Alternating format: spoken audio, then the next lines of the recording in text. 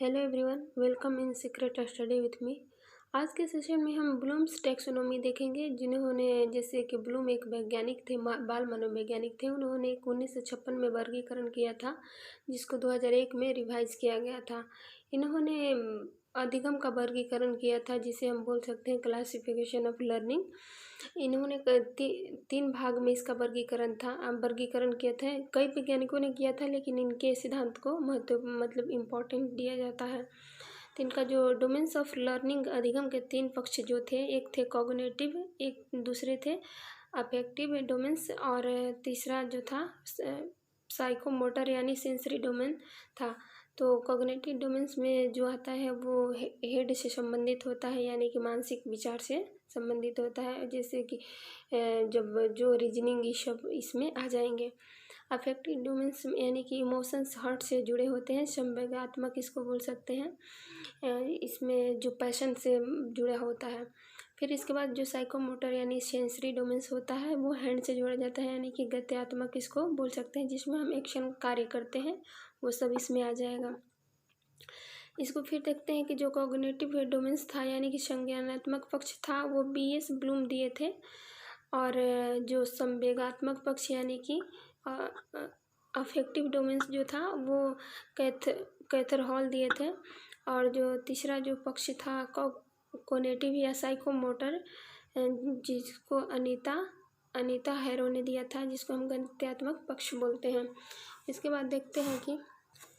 बाद जो देखते हैं कॉग्निटिव डोमेन्स यानी कि मेंटल स्किल्स इसको बोल सकते हैं। इसको 1956 में जो ब्लूम टैक्सोनॉमी था, इसको 6 भाग में डिवाइड किया गया था। कॉग्निटिव डोमेन्स 6 भाग में है, जिसको फिर से 2001 में जो रिवाइड किया गया वो ये इधर है। तो इसमें देखते हैं कि पहला जो है नॉलेज, दूसरा था कॉम्प्रहेंसिव, तीसरा था एप्लीकेशन, चौथा था एनालिसिस, और पांचवा था सिंथेसिस, और छठवा था इवेलुएट। और 2001 में जो थोड़ा सा चेंज हुआ था, जैसे नॉलेज को रिमेंबर, यानी कि नॉलेज का इसमें जो मतलब दिया गया था कि बच्चा कोई रट लिया, यानी कि जब छोटा बच्चा कोई रहता है तो कोई पोएम रट लेता है, तो उसका अर्थ नहीं पता रहता है उसे कि क्या होगा, लेकिन वो रटता रहता है। लेकिन इस पर जोर दिया गया है कि अगर वो रटे तो उस पर ध्यान भी दे, मतलब उसको समझ के रटे, रिमेंबर, ये हो जाएगा। कंप्रीहेंशन यानी कि अंडरस्टैंडिंग, जब बच्चा रटने लगता है और धीरे धीरे जो समझने की प्रक्रिया होती है, कंप्रीहेंशन से अंडरस्टैंड जाती है। एप्लीकेशन यानी कि जो समझा बच्चा वो जीवन में अप्लाई करेगा। और इसके बाद जो अप्लाई करता है उसके बारे में एनालिसिस करेगा, यानी कि कुछ खिलौना लेता है बच्चा लोग, तो उसको तोड़ के देखता है कि ये कैसे बना है, चाहे इसमें क्या है, इसके अंदर क्या है, तो ये एनालिसिस हो जाएगा। इसके बाद सिंथेसिस, जो कि इसमें 5वें नंबर पे है, और वहाँ पे 2001 में ये 6ठे नंबर पे कर दिया गया है क्रिएट, यानी कि अगर बच्चा खुद से कितना क्रिएट करता है, उसमें ये नहीं, बड़ी बात नहीं है कि दूसरे का रट के हम बोल दिए, खुद से कितना क्रिएट कर पाता है, ये हो जाएगा। इसके बाद जो इवैल्यूएट है, मतलब उसमें विकास लाना, इवैल्यूएट यानी कि उसको आगे बढ़ाना, ये इवैल्यूएट में आ जाएगा। ये जो तीन पक्ष है, इसको बोलते हैं कि लॉट्स, और जो 3 ऊपर में है उसको बोलते हैं हॉट्स। लॉट्स यानी कि लोअर ऑर्डर थिंकिंग स्किल्स, और हॉट्स मतलब होता है हायर ऑर्डर थिंकिंग स्किल्स। यानी कि लोअर में जो आ जाएगा, सबसे लोएस्ट जो पूछेगा वो हो जाएगा नॉलेज, और सबसे हायर पूछेगा जो क्रिएट हो जाएगा। इसके बाद देखते हैं कि महात्मा गांधी ने भी कुछ कहा था। महात्मा गांधी ने जो अधिगम के बारे में बोला था कि वो हेड, हैंड, हार्ट 3 H दिया था, 3H, यानी कि जो हम सोचते हैं उससे हम मतलब उसके बारे में हम क्या मतलब विचार बनाते हैं, और इसके बाद उसके बारे में उसको करते हैं, तो ये हो जाएगा। और इसके बाद देखते हैं कि जो हेड आता है कॉग्निटिव स्किल्स में आता है, यानी कि 6 उसमें होता है, जो हमने ये देखा 6 हो जाएगा। इसके बाद जो हार्ट होता है वो आता है अफेक्टिव डोमेन्स में, यानी कि उसमें 5 हो जाएंगे। और जो आता है कोनेटिव जो आता है वो हो जाएगा हैंड से रिलेटेड हो जाएगा। इसके बाद देखते हैं जैसे कुछ इसमें का जो नॉलेज, अंडरस्टैंड, जो अप्लाई, एनालिसिस, इवैल्यूएट, क्रिएट, जो देखे इसमें कुछ वर्ड है कि जो डायरेक्ट ही एग्जाम में पूछ देता है, इसके बारे में देखते हैं। नॉलेज यानी नॉलेज होगा तो बच्चा डिफाइन करना सीखेगा, आइडेंटिफाई करना सीखेगा, डिस्क्राइब करना सीखेगा, और recognise, tell, explain, recite, memorise, illustrate, quote. इसके बाद अंडरस्टैंड जब होगा तो समराइज करना सीखेगा, इंटरप्रेट करना सीखेगा, क्लासीफाई करना सीखेगा, compare, contrast, infer, relate, extract, paraphrase, cite. इसके बाद जो अप्लाई है, अप्लाई को सेल्फ अप्लाई यानी कि उसमें सॉल्व करेगा, चेंज करेगा, रिलेट करेगा, कंप्लीट करेगा, use, sketch, teach, articulate, discover, transfer. इसके बाद जो एनालाइज में हो जाएगा कि contrast, comment, relate, device, correlate. इसके बाद इलस्ट्रेट, डिस्टिल, कंक्लूड, कैटेगराइज और टेक अपार्ट।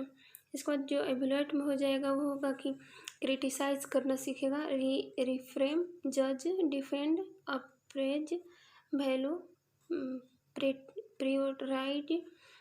इसके बाद प्लान, ग्रेड, रिफ्रेम।